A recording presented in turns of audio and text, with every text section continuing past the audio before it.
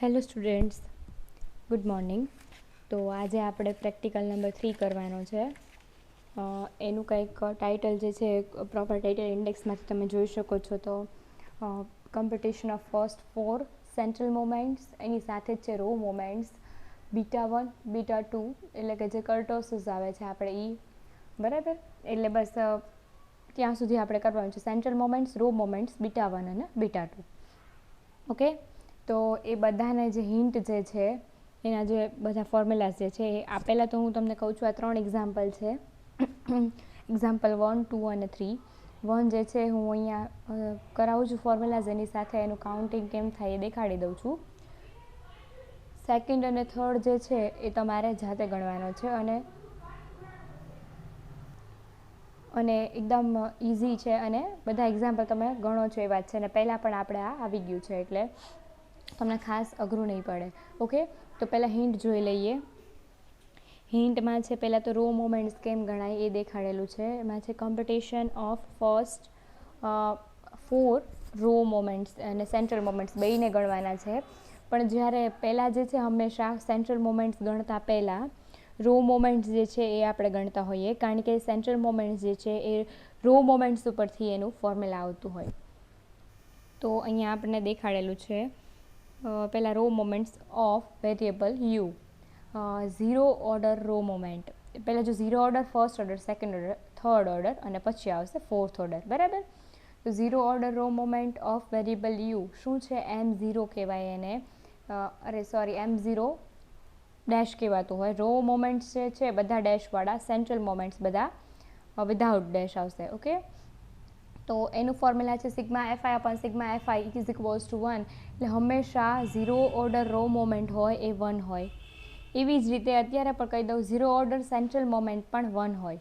Okay, 0 order raw moment અને 0 order central moment બંને 1 હોય. પછી છે first order raw moment of variable u. First order raw મોમેન્ટને M1 ડેશ કહીએ છીએ અને એનું ફોર્મ્યુલા છે sigma fi ui upon sigma fi, બરાબર. પછી છે second order raw moment of variable u. તો એને ડિનોટ કરાય M2 ડેશથી, ને M2 ડેશની ફોર્મ્યુલા છે fi ui square upon sigma fi, sigma fi ui square. જો આમાં શું થશે, યુઆઈની જે છે ઘાત વધતી જશે.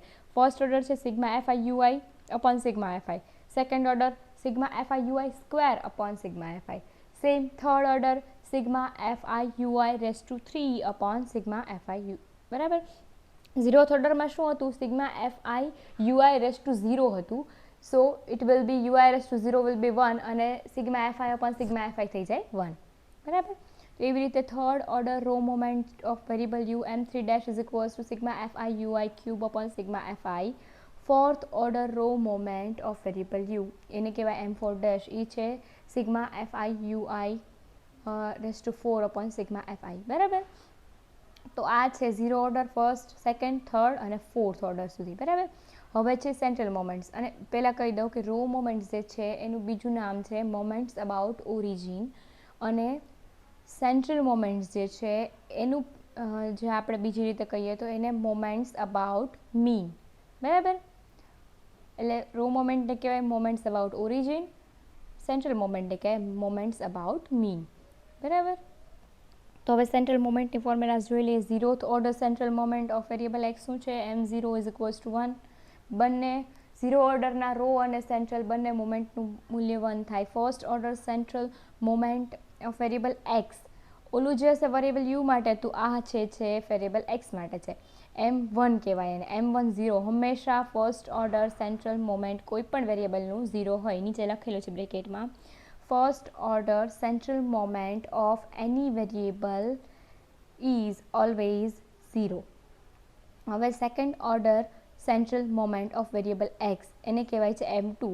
M2ની ફોર્મ્યુલા શું છે? M2 ઇઝ ઇક્વલ્સ ટુ, કાઉન્સમાં લખેલું છે M2 ડેશનો square minus M1 dash. તો એની ફોર્મ્યુલા જે છે, જો હું તમને ફરીથી બોલું છું એની formula, M2 is equals to M2 dash minus M1 ડેશનો સ્ક્વેર ઇન્ટુ એચ સ્ક્વેર. શું ફોર્મ્યુલા છે? M2 dash minus M1 dash square into H square. અહીંયા જે છે એ જો કહી દઉં છું, જે લોકો ડેમોન્સ્ટ્રેશન અટેન્ડ કરે છે, M2 ડેશનો સ્ક્વેર નથી, જેની કોઈની પણ જર્નલ છે, ભૂલ કરી છે જર્નલમાં, m2 minus m1 square into h square, બરાબર. એ મારું ધ્યાન નહોતું, નકર હું ચેન્જ કરી દેત, પણ અત્યારે કહી દઉં છું m2 સ્ક્વેર નથી ત્યાં. ઓકે. અને હા, એ પણ કહી દઉં છું કે PDF અપલોડ કરીશ ને એમાં જે સાચી જે છે ફોર્મ્યુલાઝ એ જ અપલોડ કરીશ. ઓકે. અને પછી શું છે, નીચે લખે છે note that m2 is equals to m2 of x.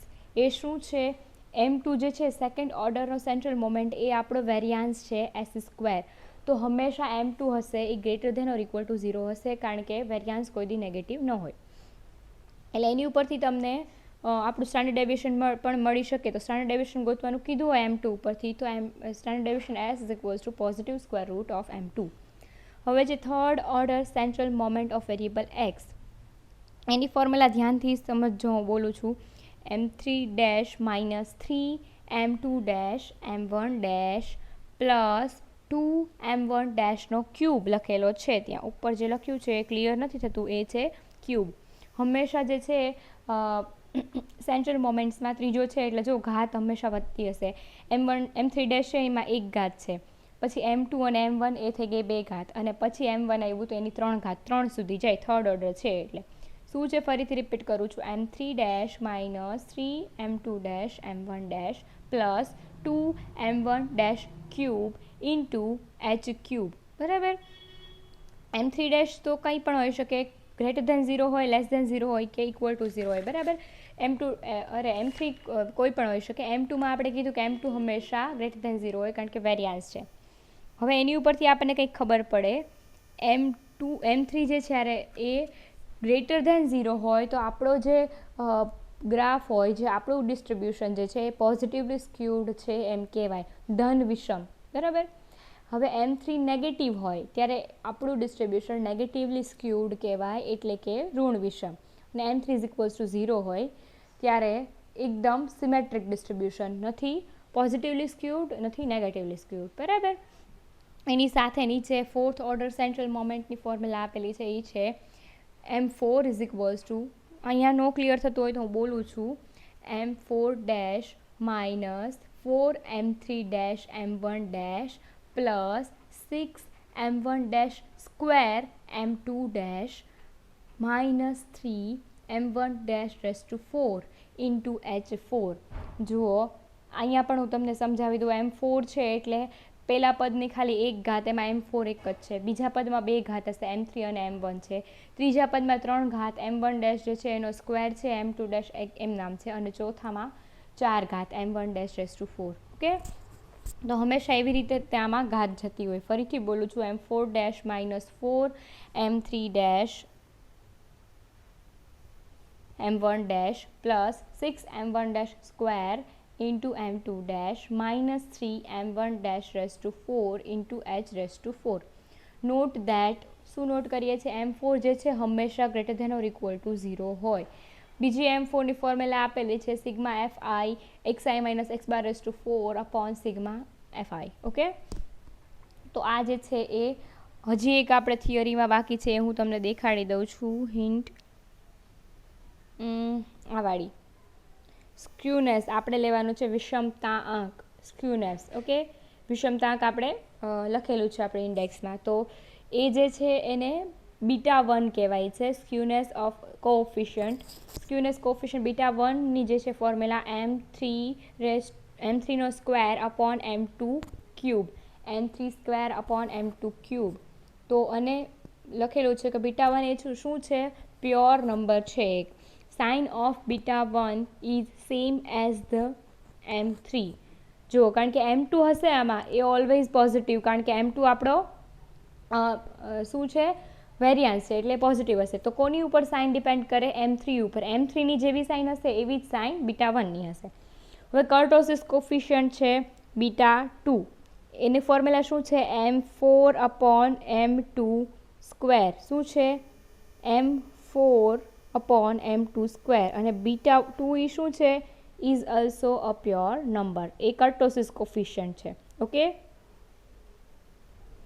હવે એક્ઝામ્પલ 1 જોઈ લઈએ. આમાં h ઇઝ ઇક્વલ્સ ટુ જે આપણી ક્લાસની જે લેન્થ છે એ હોય.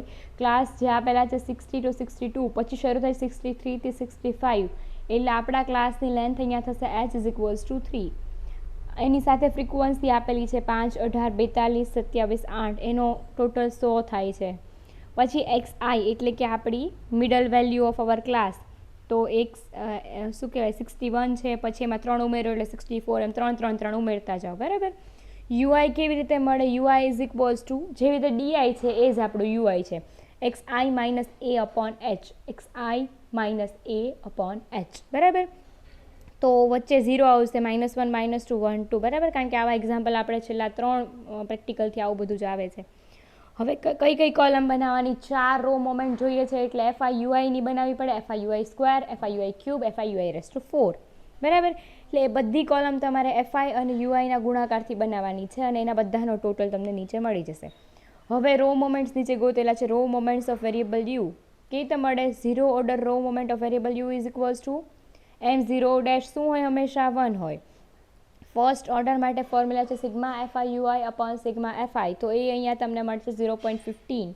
સેકન્ડ ઓર્ડર રો મોમેન્ટ મળે છે M2' FIUI² upon sigma FI, એ મળે છે 0.97. એવી જ રીતે M3' M4' ફોર્મ્યુલા પ્રમાણે 0.33, 2.57 મળશે તમને, બરાબર. અહીંયા મેં દાખલો ગણેલો દેખાડ્યો, તમારે જાતે બુકમાં ગણતા જવાનું છે, એટલે આવા બધા આન્સર આવશે તમારા. હવે central moment, 0 order central moment હંમેશા શું હોય? 1.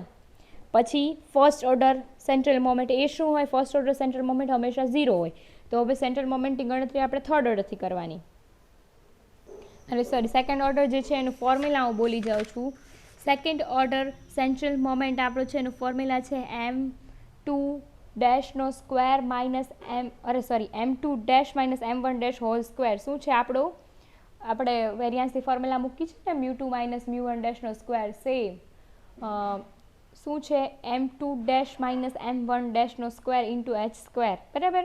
એટલે M2 તમે કઈ રીતથી ગણશો? M2' minus M1' square into h², બરાબર. એ તમને મળી જશે તમારો M2. એની પછી તમારે ગોતવાનું છે થર્ડ ઓર્ડર સેન્ટ્રલ મોમેન્ટ. એ કેવી રીતે મળશે? એનું ફોર્મ્યુલા છે M3' minus 3M2' M1' plus 2M1' into h³. Okay, મારી પાસે એક્ઝામ્પલ કાઉન્ટ કરેલો છે આગળ, પણ એની જ સાથે એક્ઝામ્પલ 2 પણ તમને નીચે શો થઈ જશે, તો તમે પાછા ટ્રાય નહીં કરો, જાતે જ એમાંથી બધું લખી નાખશો, બરાબર. એટલા માટે એ આપણે કરતા નથી. અહીંયા હું ફોર્મ્યુલા જ બોલી જાઉં છું અને આખો પ્રેક્ટિકલ જે છે ફોર્મ્યુલા ઉપર જ બેઝડ થાય છે. સો તમે જે ફોર્મ્યુલા મૂકશો એની ઉપરથી તમને રકમ આસાનીથી મળી જશે, આન્સર આસાનીથી મળી જશે. ફોર્થ ઓર્ડર હવે ગોતવાનું છે. એનું ફોર્મ્યુલા ફરીથી બોલું છું, M4' minus 3M3' M1' plus 6M2' M1' minus 3M1' into h². Okay, હવે ફોર્થ ઓર્ડર સેન્ટ્રલ મોમેન્ટ મળી જાય તમને, પછી શું ગણશો તમે? β1, β2, કર્ટોસિસ કોફિશિયન્ટ અને સ્ક્યુનેસ વાળું જે છે. ઓકે, β1 β2ની ફોર્મ્યુલા મેં તમને કહી દીધી છે. β1ની ફોર્મ્યુલા છે M3² અપોન M2³ અને β2ની ફોર્મ્યુલા છે M4 અપોન M2², બરાબર. તો આ છે બધા આપણા આજના ફોર્મ્યુલાઝ. અને હા, આની PDF જે છે ફોર્મ્યુલાઝની હું હમણાં અપલોડ કરી દઉં છું, એટલે તમને વાંધો ન પડે. અને ફરીથી કહું છું, આમાં જે UI ઇઝ ઇક્વલ્સ ટુ શું છે? xi minus a upon h. Same આપણી ડીઆઈ જે છે એ જ આપણું UI છે. ઓકે, તો એ હું તમને PDF હમણાં શેર કરી દઉં છું. અને આ જે છે એ આપણું રકમ છે, એટલે એક્ઝામ્પલ 1, 2, 3 આ ત્રણેય એક્ઝામ્પલ ગણવાના છે. ઝૂમ મિટિંગ આપણે હશે એના 5-10 મિનિટ અગાઉ હું જે છે તમને અપલોડ કરી દઈશ એની લિંક, ગૂગલ ક્લાસરૂમની. સોરી, અત્યારે કેટલા 11:30 થી 12, અને પછી 1 કલાકમાં તો આસાનીથી તમારે, મને લાગે છે, ગણાઈ જાય. તો આપણે 12:45 આજુબાજુ કરીએ છીએ આપણું ગૂગલ મીટ, બરાબર. એટલે એમાં બધા આન્સર ટેલી કરી લેશું અને કોઈ પણ પ્રકારનું તમને કોઈ ક્વેશ્ચન હોય તો કહી દેજો, બરાબર.